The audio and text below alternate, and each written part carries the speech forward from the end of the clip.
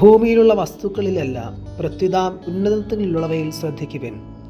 ക്രിസ്തുവിൽ പ്രിയരെ, പെസഹാകാലം 3-ാം വാരം തിങ്കളാഴ്ച തിരുസഭ നമ്മുടെ വിചിന്തനത്തിനായി നൽകിയിരിക്കുന്ന തിരുവചന ഭാഗങ്ങൾ ഉന്നതത്തിലുള്ളവയെ അന്വേഷിക്കുവാനുള്ള ക്ഷണമാണ് നൽകുന്നത്. 1-ാം വായനയിൽ ഉന്നതത്തിലുള്ള ദൈവത്തെ അന്വേഷിച്ച സഭയുടെ ആദ്യ രക്തസാക്ഷിയായ വിശുദ്ധ സ്റ്റീഫനെ നാം കണ്ടുമുട്ടുന്നു. സധൈര്യം ഉന്നതത്തിലുള്ളവയെ പറ്റി സാക്ഷ്യം നൽകുകയും ആ സാക്ഷ്യം സ്വീകരിക്കുന്ന ജനങ്ങൾ കർത്താവായ യേശു ക്രിസ്തുവിൽ വിശ്വസിക്കുകയും ചെയ്യുന്നതിൽ കുപിതരായ അധികാരികളുടെ നിർദ്ദേശാനുസരണം കള്ളസാക്ഷി നൽകുന്ന ജനവിഭാഗങ്ങളെയും നാം കണ്ടുമുട്ടുന്നു.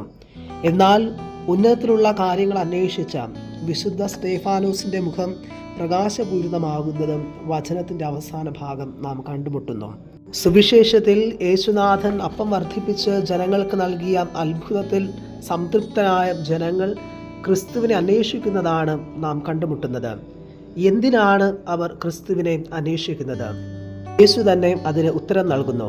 അടയാളങ്ങൾ കണ്ടതുകൊണ്ടല്ല, അപ്പം ഭക്ഷിച്ച് തൃപ്തരായതുകൊണ്ടാണ് ജനങ്ങൾ അവിടുത്തെ അന്വേഷിക്കുന്നത്.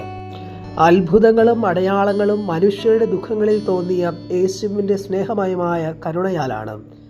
ദൈവത്തെ അന്വേഷിക്കേണ്ടത് മനുഷ്യരുടെ ഭൗതിക നേട്ടങ്ങൾക്ക് വേണ്ടി ആയിരിക്കരുതെന്നും ദൈവ സാന്നിധ്യവും ചൈതന്യവുമാകുന്ന ദൈവത്തിൻ്റെ അപ്പത്തിനു വേണ്ടി ആയിരിക്കണമെന്നും ദൈവവുമായി ഒന്നായി തീരേണ്ടതിൻ്റെ അനുഭവം സ്വന്തമാക്കേണ്ടതിനാണെന്നും യേശു ഓർമ്മിപ്പിക്കുന്നു. യേശുനാഥൻ അപ്പം വർദ്ധിപ്പിച്ചത് ദിവ്യകാരുണ്യത്തെക്കുറിച്ച് പഠിപ്പിക്കുവാനായിട്ടുള്ള ഒരു മുന്നോടിയായിട്ടാണ്. ഭക്ഷണം എന്ന ചൂണ്ട ഉപയോഗിച്ച് അവിടുന്ന് നിത്യസത്യങ്ങളിലേക്ക് ജനങ്ങളെ ആകർഷിക്കുന്നു.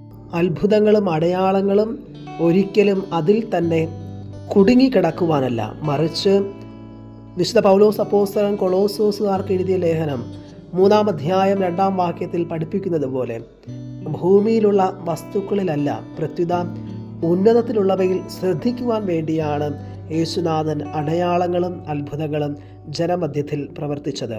പ്രിയമുള്ളവരെ, എന്നും നിലനിൽക്കുന്ന നിത്യജീവന്റെ അപ്പം സ്വന്തമാക്കുവാനാണ് അവിടുന്ന് അടയാളങ്ങളിലൂടെ നമ്മെ ക്ഷണിക്കുന്നത്.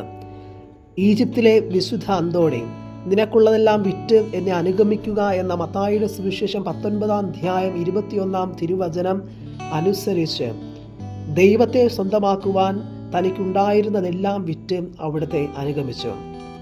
ഭൂമിയിലുള്ള വസ്തുക്കളിൽ കുടുങ്ങിക്കിടക്കാതെ ഉന്നതത്തിലുള്ളവയിൽ ശ്രദ്ധിച്ച ഒരു വിശുദ്ധൻ നമ്മുടെ ജീവിതത്തിൽ നാം ചുറ്റുപാടും കാണുന്ന അത്ഭുതങ്ങളും അടയാളങ്ങളും നശ്വരമായ അപ്പത്തിനു വേണ്ടി അധ്വാനിക്കാതെ മനുഷ്യപുത്രൻ തരുന്ന നിത്യജീവന്റെ അനശ്വരമായ അപ്പത്തിനു വേണ്ടി അധ്വാനിക്കുവാൻ നമ്മെ പ്രചോദിപ്പിക്കട്ടെ. കർത്താവ് നമ്മെ അനുഗ്രഹിക്കട്ടെ.